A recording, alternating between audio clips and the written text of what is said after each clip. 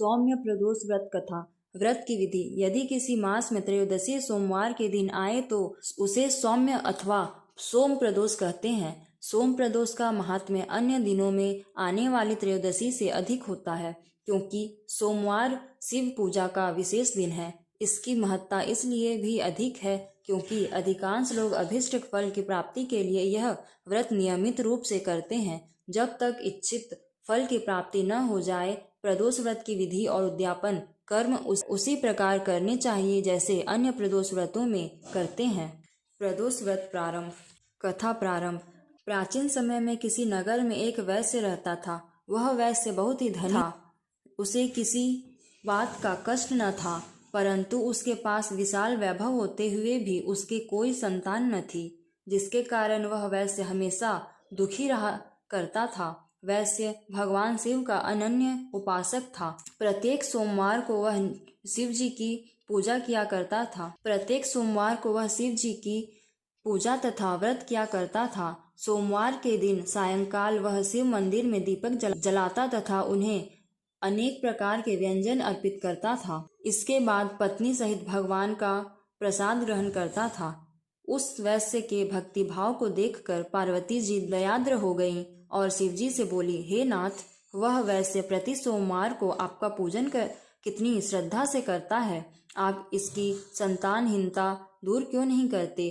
पार्वती जी की बात सुनकर शिव जी ने कहा, हे देवी, इस वैश्य को संतान न होना इसके पूर्व जन्म का फल है और वह अपने कर्मों का फल भुगत रहा है। पार्वती जी ने कहा, हे भगवान, यदि आप अपने भक्तों का कष्ट दूर नहीं करेंगे तो भक्तजन आपकी पूजा और आराधना क्यों करेंगे? इसलिए आप उसे अवश्य ही पुत्रवान बनाइए। पार्वती जी के उत्तर में शिवजी ने कहा, हे देवी, मैं तुम्हारे आग्रह से उसे पुत्र प्राप्ति का वर देता हूँ, परंतु इसके भाग्य में पुत्र सुख न होने से वह पुत्र केवल 12 वर्ष तक ही जीवित रह सकेगा। कुछ काल के अनंतर भगवान की कृपा से वैश्य पत्नी गर्भवती हुई और 10वें मास में उसे पुत्र रत्न की प्राप्ति हुई। पुत्र उत्पन्न होने से वर्णिक के घर में अत्यंत आनंद मनाया गया, परंतु फिर भी वह वर्णिक निश्चिंत न हो सका, क्योंकि वह जानता था कि वह पुत्र केवल 12 वर्ष तक ही मेरे साथ रहेगा। इस प्रकार आनंद मंगल में 11 वर्ष का समय बीत गया। एक दिन उसकी माता ने पति से पुत्र के विवाह के लिए आग्रह किया। वर्णिक ने अपनी पत्नी से कहा, अभी विवाह की क्या चिंता है? अभी तो मैं इसे काशी में विद्या अध्ययन के लिए भेजना चाहता हूँ। पत्नी से ऐसा कहकर लड़के के मामा को बुलाया और उसे बहुत सा धन देकर कहा, तुम अपने इस भांजे को शिक्षा हेतु काशी ले जाओ, परंतु एक बात याद रखना कि मार्ग में ब्राह्मणों को भोजन दक्षिणा देते तथा यज्ञ करते हुए जाना।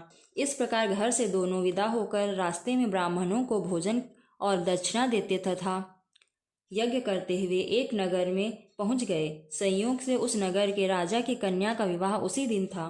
कन्या अत्यंत सुंदरी तथा सुलक्षणा थी, परंतु जिस राजकुमार से विवाह होने वाला था वह एक आंख का काना था।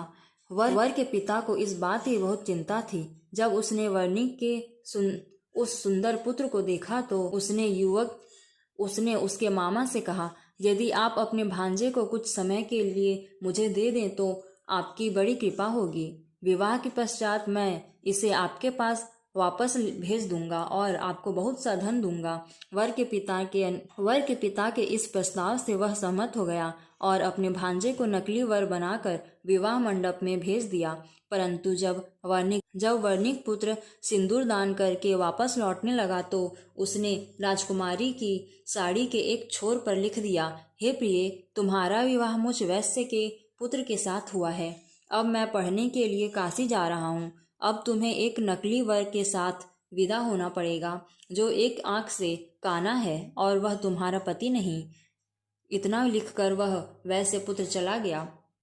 विदाई के समय जब राजकुमारी ने अपनी साड़ी पर वर्णिक पुत्र द्वारा लिखित बात पढ़ी तो उसने राजकुमार के साथ जाना अस्वीकार कर दिया और उत्तर में कहा, यह मेरा पति नहीं है। मेरा पति तो वैश्य पुत्र है जो इस समय पढ़ने के लिए काशी गया है। राजकुमारी की बात सुनकर उसके माता पिता सोच में पड़ गए और वर के पिता द्वारा किए गए छल से दुखी हुए और कन्या को विदा न किया। बारात खाली हाथ वापस लौट गई। उधर वे दोनों वर्णिक काशी पहुंच गए।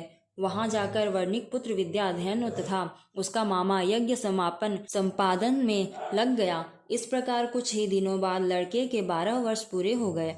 उस दिन यज्ञ हो रहा था। लड़के ने अपने मामा से कहा, आज मेरी तबीयत ठीक नहीं जान पड़ रही है, इसलिए मैं सोने के लिए जा रहा हूँ। थोड़ी देर बाद आकर जब मामा ने देखा तो अपने भांजे को मृत अवस्था में पाया, जिससे वह बहुत दुखी हुआ। परंतु उधर यज्ञ कार्य चल रहा था, इसलिए यज्ञ भंग होने के भय से वह मौन ही रहा। जब यज्ञ की पूर्णाहुति हो गई और सभी ब्राह्मण वहां से चले गए तो वह जोरों से विलाप करने लगा। उसी समय देवयोग से पार्वती जी के साथ शिवजी उधर आ निकले। उस विलाप को सुनकर पार्वती जी का मन दयाद्र हो उठा और वह शिवजी से बोली, हे भगवान, आपके वरदान से उत्पन्न बालक मृत हो चुका है, इसका क्या कारण है? शिवजी बोले, हे देवी, यह बालक अपनी पूरी आयु समाप्त कर चुका है और अब मृत्यु को प्राप्त हो गया है। इसमें मैं क्या कर सकता हूँ? पार्वती जी ने कहा, हे शिवजी, आपने जिस प्रकार कृपा करके इसे 12 वर्ष की आयु दी थी, उसी प्रकार अनुग्रह करके इसे जीवन की पूरी आयु प्रदान कीजिए, नहीं तो वह वैसे उसके वियोग में अपने प्राण छोड़ देगा।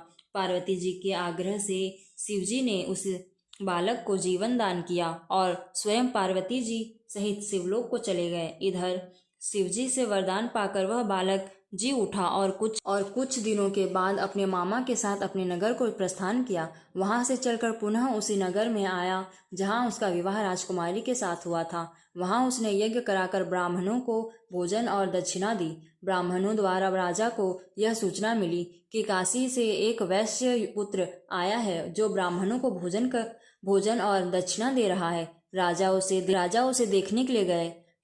वहां जब राजा ने प्रत्यक्ष रूप से अपने दामाद को देखा तो उसकी खुशी का ठिकाना न रहा। वह उसे आदर पूर्वक अपने महल में ले आया।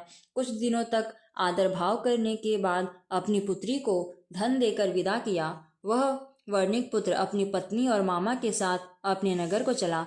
जब वे लोग घर के समीप पहुंचे तो उसके मामा ने कहा, तुम लोग यहीं रुको, मैं घर जाकर आने की खबर देता हूँ। इधर इस बालक का पिता अपनी पत्नी सहित छत पर बैठा था और अपने मन में संकल्प कर रहा था कि यदि मेरा पुत्र काशी से लौटकर नहीं आएगा तो हम दोनों यहीं से कूदकर अपने प्राण गंवा देंगे। जब लड़के के मामा ने जाकर यह कहा कि तुम्हारा पुत्र विद्या अध्ययन करके अपनी पत्नी को साथ लेकर कुशलता पूर्वक वापस आ गया है तो माता के आनंद की सीमा न रही। उन लोगों ने अपने पुत्र और पुत्रवधू का स्वागत किया और नियम पूर्वक सोमवार को व्रत रखकर शिवजी की पूजा करने लगे। जो व्यक्ति सोमवार को व्रत रखकर श्रद्धा पूर्वक शिव पूजन करते हैं और इस कथा को पढ़ते हैं और सुनते हैं, वे निश्चय ही सभी कष्टों से मुक्त होकर मनोवांछित फल को प्राप्त करते हैं।